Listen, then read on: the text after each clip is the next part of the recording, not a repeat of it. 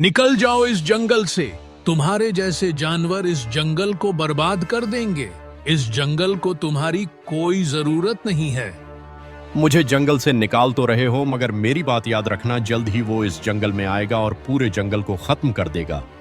खूनी लकड़बग्घे की दहशत। अरे अरे, बहुत रात हो गई है। अब तक मुझे घर पहुंच जाना चाहिए था, मगर ना जाने कैसे देर हो गई। खैर, अब घर जाना ही होगा। जैसे तैसे भेड़िया चला ही जा रहा था, मगर उसे मालूम नहीं था कि उसके पीछे भी कोई चल रहा है। झाड़ियों से लगातार आ रही आवाज से भेड़िया थोड़ा रुका और पीछे मुड़ा। कौन है? झाड़ियों में कोई है क्या? मेरी आवाज सुनाई दे रही है। कोई है? मगर कोई आवाज नहीं आई। वह फिर दोबारा चलने लगा, मगर वह परछाई उसके पीछे पीछे ही चल रही थी। भेड़िया फिर रुका और पीछे मुड़ा ही था कि उस परछाई ने उस पर हमला कर दिया और भेड़िए की चीख पूरे जंगल में गूंज उठी। जंगल में कुछ जानवर एक लकड़बग्घे के पास कहानी सुनने के लिए आए हुए थे। वह जंगल का बुजुर्ग और बहुत ही समझदार जानवर था, जिसके कारण सब उसका बहुत सम्मान करते थे। आज कोई बढ़िया कहानी सुनाओ बाबा जी, जिसे सुन के एकदम रोंगटे खड़े हो जाए। कोई बवाल कहानी होनी चाहिए। ऐसी बात है तो एक कहानी सुनो। एक समय की बात है। जंगल में एक दानव की दहशत थी। वो दानव जंगल के जानवरों का खून पी जाता था। किसी को समझ नहीं आता कि वो कौन है। बस उसके निशान ही रहते थे जो जानवरों के गर्दन पर बन जाते थे। तभी एक भालू भागते हुए उनके बीच आ पहुंचा। अरे सभी लोग चलो, नदी के किनारे एक भेड़िए की लाश मिली है। किसी ने उसके गर्दन पर दांत गाद दे के उसका खून पी लिया है, लेकिन उसके शरीर को कुछ नहीं किया है, कुछ नहीं। सभी नदी किनारे पहुंचे। भेड़िया मृत पड़ा था। उसकी गर्दन पर दांतों के निशान थे। उसका शरीर काला पड़ चुका था। उसी समय वहां शेर सिंह भी आ पहुंचा। ये किसका काम हो सकता है? भला भेड़िए को किसने मारा होगा? अगर मारा भी तो इसके शरीर को क्यों नहीं खाया? शेर सिंह लगता है किसी शिकारी ने अंधेरे में भेड़िया पर हमला कर दिया होगा, और उसे जब पता चला कि यह भेड़िया है तो शायद उसने उसे खाया नहीं। तुम्हारी बात सही लगती है। हम बेवजह ही शक कर रहे हैं। यह सिर्फ एक घटना है। किसी को डरने की जरूरत नहीं है। सभी बेफिक्र रहिए। सभी जानवर ने शेर सिंह की बात मान ली और अगले दिन एक रात। काफी रात हो गई है, कोई जानवर नजर नहीं आ रहा है। मुझे जल्द घर की तरफ जाना होगा, नहीं तो गड़बड़ हो जाएगी। हाल ही में भेड़िए पर किसी ने हमला किया था। हिरण जल्दी जल्दी चलने लगा, मगर उसके पीछे वही परछाई चल रही थी। हिरण को इसका आभास हो गया था। वह और तेजी से चलने लगा। तभी अचानक सामने से किसी ने उस पर हमला कर दिया और उसकी चीख जंगल में गूंज उठी। सबने वह आवाज सुनी और अगले दिन। यह क्या हो रहा है? जंगल में दो जानवरों का शिकार किया गया है, मगर दोनों जानवरों को खाया ही नहीं गया, सिर्फ दांत गड़ाए गए हैं। आखिर यह सब कौन कर रहा है? यह सामान्य नहीं है। जिस तरह भेड़िए को मारा गया है, उसी तरह इस हिरण को भी मारा गया है। सभी प्राणियों से निवेदन है कि रात में कोई घर के बाहर ना निकले, अकेले ना घूमे, और कोई अनजान मिले तो मुझे बताएं। शेर सिंह के कहने पर सभी जानवर रात में अपने अपने घरों में रहने लगे। बहुत कम जानवर ही घर से बाहर निकलते थे, जिसके कारण कोई न कोई जानवर उस परछाई का शिकार हो जाता था। इससे शेर सिंह बुरी तरह परेशान हो गया था। लोमड़ी, आज रात हम नजर रखेंगे। आखिर कौन जानवर है जो हमला कर रहा है?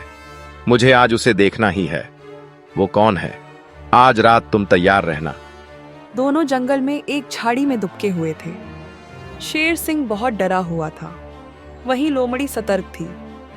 राम राम राम लोमड़ी, एक बार फिर सोच लो। यहां आने का कोई मतलब नहीं बनता। यह काम हम किसी और जानवर से करा लेंगे। अभी के लिए यहां से चलते हैं। आप एक नंबर के फट्टू हैं। आप जंगल के राजा हैं। राजा वाला जिगरा भी रखिए। थोड़ी देर छुप कर देखते हैं, जरूर कोई ना कोई आएगा। वहीं दूसरी तरफ झाड़ियों में गधा प्रसाद भी छुपा हुआ था। उसकी नजर शेर सिंह और लोमड़ी पर चली गई थी। अरे वाह, शेर सिंह को हमारी कितनी चिंता है। उस राक्षस को पकड़ने के लिए खुद आए हैं। तभी जंगल में एक गुर्राहट आई। तीनों सतर्क हो गए। उनके सामने से एक लकड़बग्घा गुजर रहा था। देखने में बहुत ही भयानक लग रहा था, मानो वो किसी का भी शिकार कर सकता है। तीनों उसका पीछा करने लगे। लेकिन तब तक लकड़बग्घे ने किसी का शिकार कर लिया था, जिससे वह और भयानक दिखाई दे रहा था। तभी उसने पीछे मुड़कर शेर की तरफ देखा। उसे देखकर दोनों बहुत डर गए, महाराज भागिए भागिए। मगर शेर सिंह लकड़बग्घे को देखकर बेहोश हो गया था। लोमड़ी ने यह देखा तो उसने शेर सिंह को छोड़कर दौड़ लगा दी, मगर गधा रुका रहा। लकड़बग्घा उठा और आगे चलने लगा। पीछे पीछे गधा भी जाने लगा। एक जगह दोनों रुक गए और एक सियार लकड़बग्घे के पास आया और कुछ मांस के टुकड़े दिए और बात करने लगा। ये सियार से क्या बात कर रहा है? और ये लकड़बग्घा आखिर इस पर हमला क्यों नहीं कर रहा है? एक मिनट, इस सियार को मैंने कहीं तो देखा है। मैंने इसके बारे में कोई तो कुछ सुना था। तभी लकड़बग्घा और सियार वहां से चले जाते हैं और अगले दिन गधा कुछ सबूत जुटाने शेर सिंह के पास जाता है। क्या हुआ शेर सिंह, तुम्हारी तबीयत ठीक नहीं लग रही है? कुछ ऐसा वैसा तो नहीं देख लिया? अरे नहीं नहीं, मुझे बस थोड़ा बुखार हो गया है। तुम बताओ यहाँ क्या करने आए हो? कुछ काम था क्या? कुछ खास नहीं।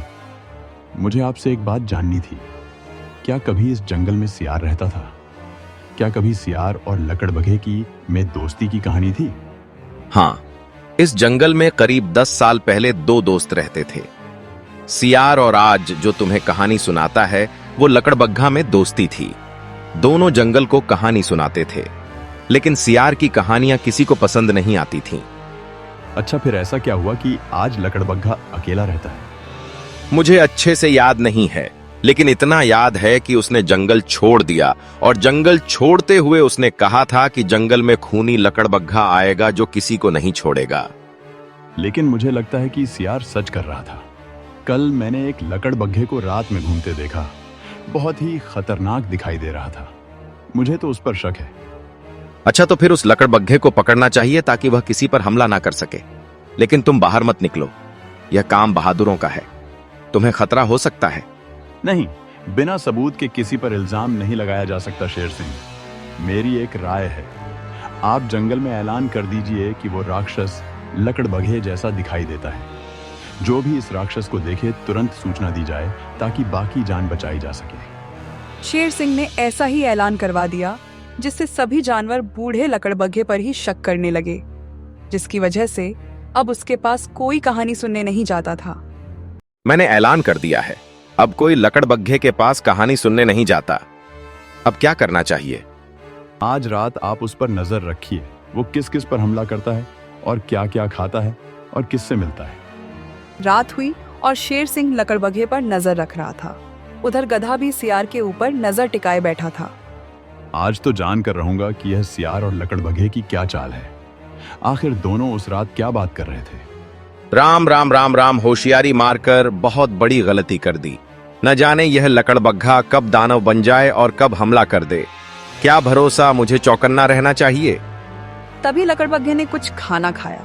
उसे खाते ही लकड़बग्घे का स्वभाव बदल गया। वो जोर जोर से आवाज निकालने लगा और उसने मुड़कर शेर सिंह की तरफ देखा और झपट पड़ा।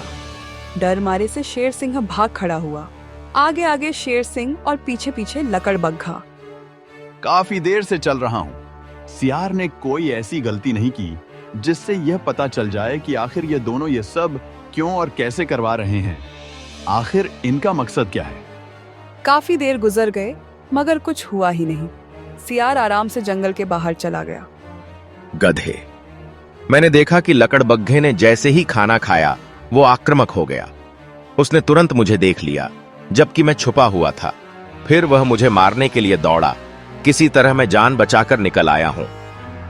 अच्छा, तो वो खाना खाने के बाद आक्रामक हो जाता है, मगर कैसे यह संभव है कि कोई खाने के बाद राक्षस बन जाए? मुझे दोनों का पीछा करना चाहिए ताकि कुछ सबूत मिल सके। रात में गधा सियार का पीछा करने लगा।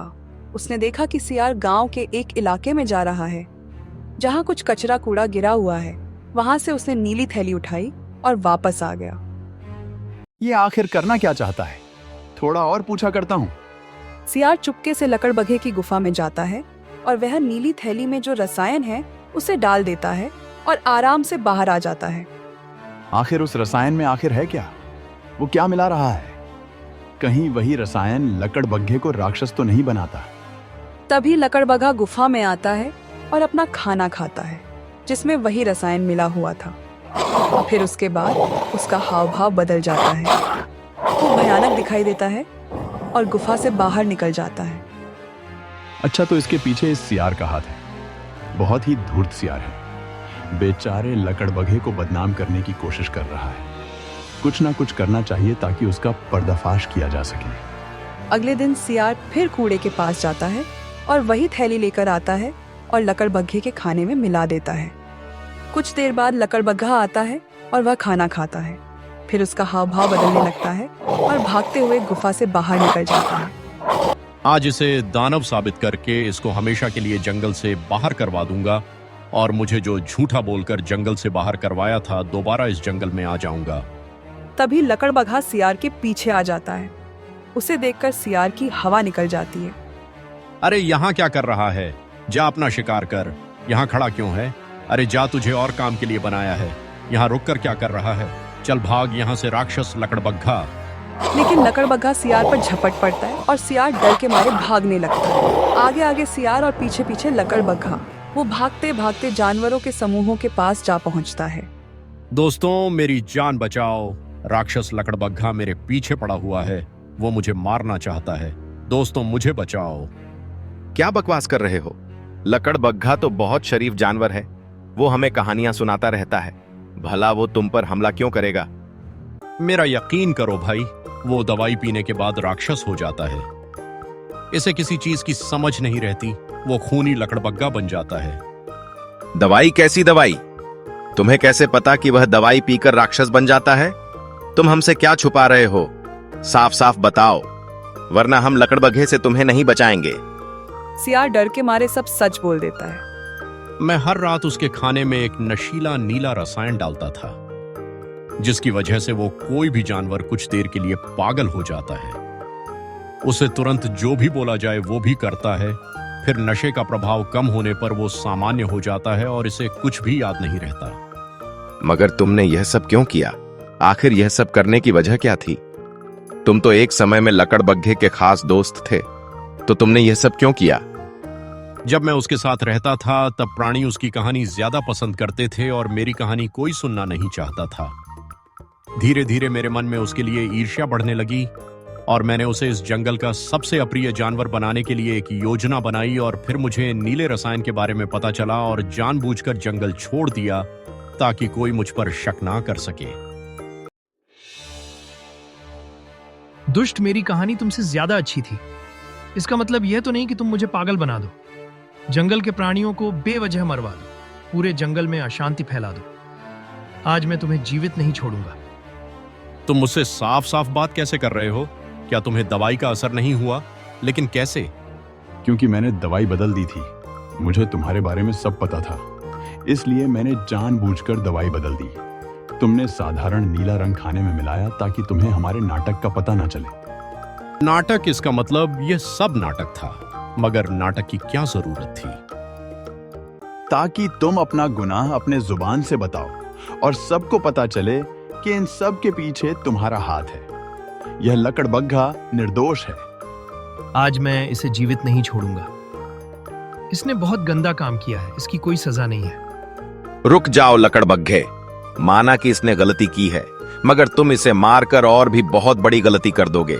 जंगल के कानून अनुसार इसे कैद में डाला जाएगा ताकि सबको सबक मिले कि किसी का बुरा करने पर खुद का ही बुरा होता है। शेर सिंह सही कह रहा है। हमें नियम का पालन करना चाहिए। सियार को कैद में डालना चाहिए और हमें इस बात को भी मानना चाहिए कि बिना जांचे परखे किसी भी चीज पर विश्वास नहीं करना चाहिए। विश्वास नहीं करना चाहिए बिना जांचे परखे किसी भी चीज पर, और ईर्ष्या में आकर किसी का बुरा करने वाले का अंत हमेशा बुरा ही होता।